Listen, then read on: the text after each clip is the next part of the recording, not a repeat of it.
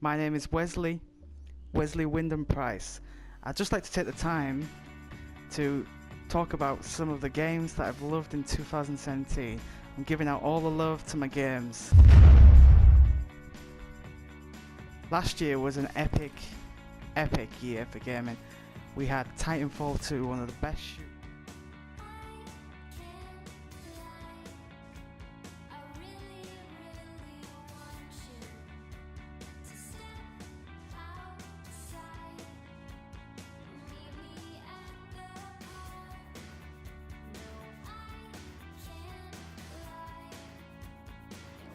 Titanfall 2, one of the best shooters of this generation.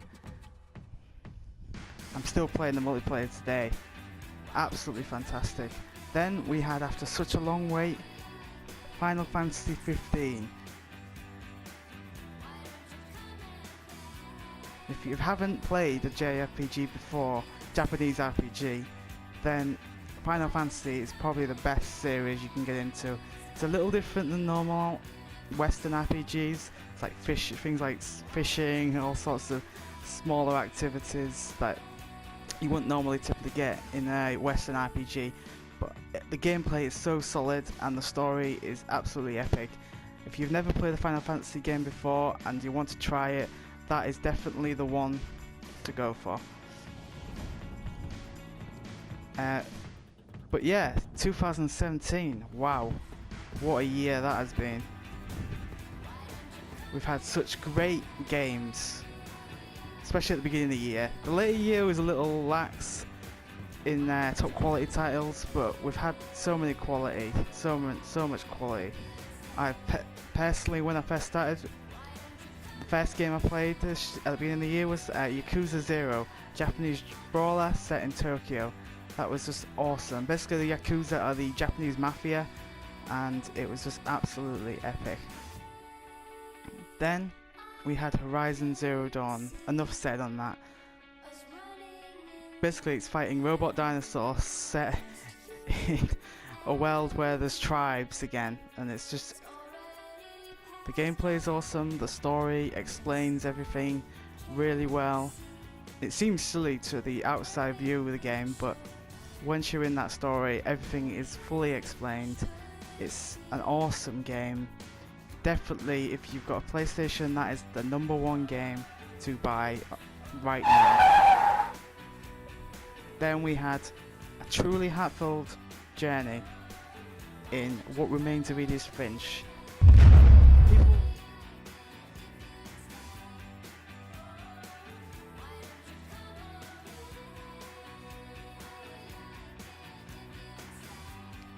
People will automatically say it's a walking simulator, but it's a walking simulator that pushes the boundaries of what walking simulators are.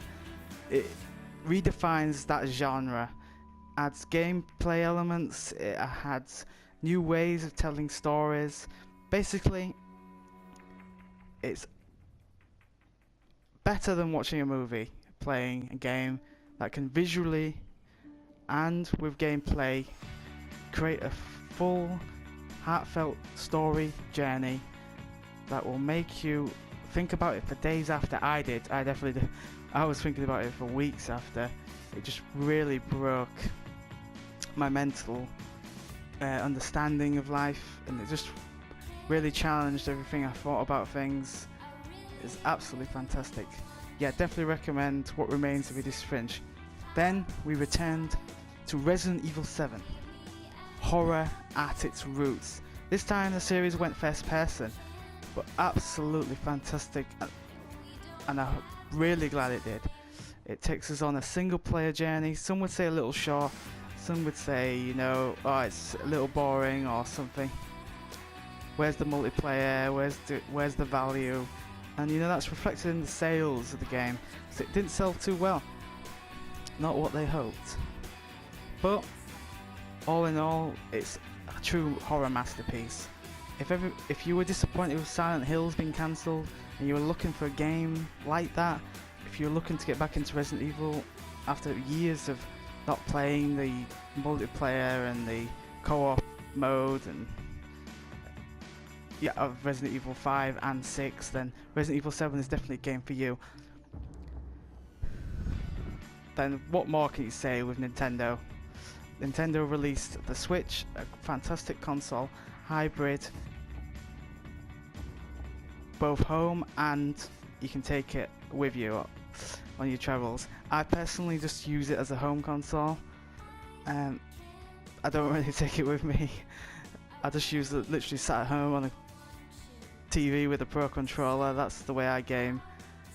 I have no use for taking it outside. I don't go too many places, but if you want to do that, you can. They have such great exclusives. You've had the Legend of Zelda, the Breath of the Wild, reinventing, you know, decades old game series, redefining everything that you know about Zelda. Great open world. Just, yeah, all in all, a great game.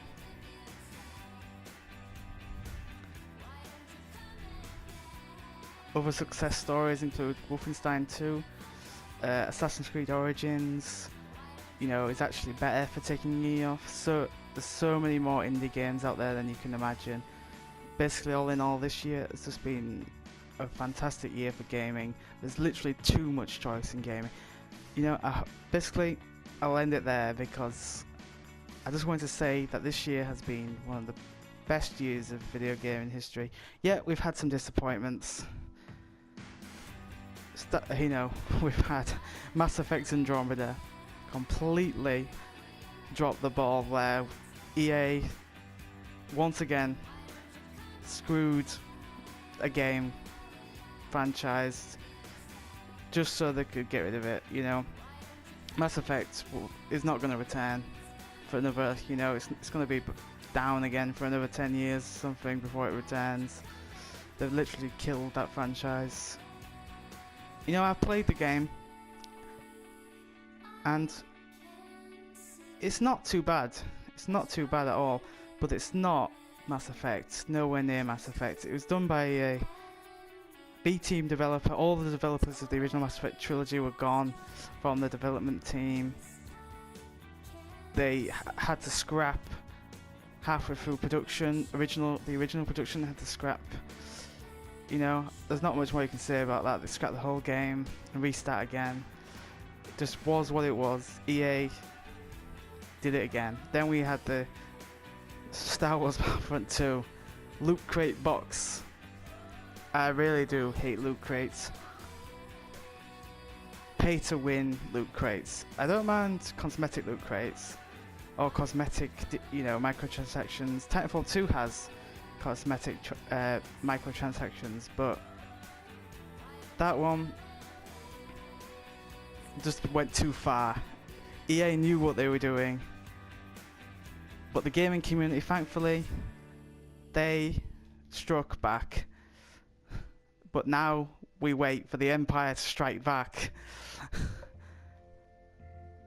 But all in all, other than basically EA, this year has been the company to hate, definitely. Other companies have learnt their lesson. Ubisoft, every other company like that. Other publishers are doing different things. EA are still on their old track to dominate the galaxy of gaming. All in all, I just love gaming. I can't wait for next year now. There's so many PlayStation exclusives coming out. You got the Spider-Man, God of War, so many great games. Looking forward to see what Microsoft do with their Xbox One X. See if they can develop an actual exclusive game for it. You know, built from the ground up for 4K. That would be absolutely awesome. But all in all, there's just so much to look forward to in video games. And this year's been an epic game. I'll probably do a top 10 video. I'm going to start doing more videos regularly. I'm going to try and get better at talking because I am absolutely useless at talking. But get very, very nervous. So all in all, thanks a lot for listening if you did. If you didn't, no problems because this video was just like a trial test thing. Have a good time. Hope you're enjoying the game you're playing. Let us know down in the comments below what were your best games of the year. I want to know some of the indie games. I want to know some of the best games that you had, and I want new gaming experiences that I haven't played, and just let me know down in the comments what was your bad experiences as well. Just let me know. Thanks for listening, thanks for watching. Have a great time. Goodbye.